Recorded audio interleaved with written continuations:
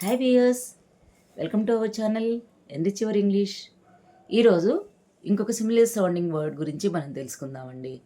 Day to day లైఫ్లో ఈరోజు మనకి బాగా వినిపించేటటువంటి పదమే, ఎన్నోసార్లు మనం వాడేటటువంటి పదమే.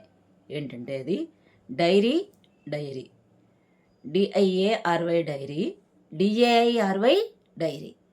ఈ రెండిటికి చాలా చాలా తేడా ఉందండి.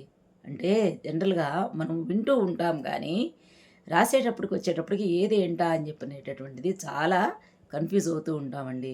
కానీ అక్షరం స్థానం మారటం వల్ల ఎంతో అర్థంలో మీనింగ్ అనేటటువంటిది మార్పు వచ్చేస్తుంది. డిఐఏఆర్వై డైరీ అంటే దినచర్య, అంటే డైలీ రికార్డ్ ఆఫ్ ఈవెంట్స్ అని చెప్పి మనం చెప్పుకోవచ్చు. ప్రతిరోజు మనం రాసుకునేటటువంటి దినచర్యని డిఐఏఆర్వై డైరీ అని చెప్పి పిలుస్తారండి. మరి డిఏఐఆర్వై డైరీ అంటే ఏంటి అంటే మిల్క్ ప్రోడక్ట్స్. అంటే ఇప్పుడు సంగం డైరీ పాలు తెచ్చుకున్నారు, క్యాడ్బరీస్ డైరీ మిల్క్, ఇలాంటివి మనం వాడుతూ వింటూ ఉంటాం కదా.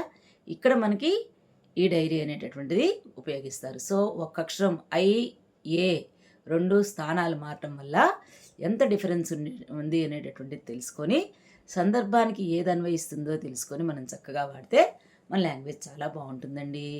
సో పిల్లలు, ఇలాంటివన్నీ మీరు గమనిస్తారు కదూ, చక్కగా మీరు యూటిలైజ్ చేసుకుంటారు కదూ. Please like, share and subscribe my channel.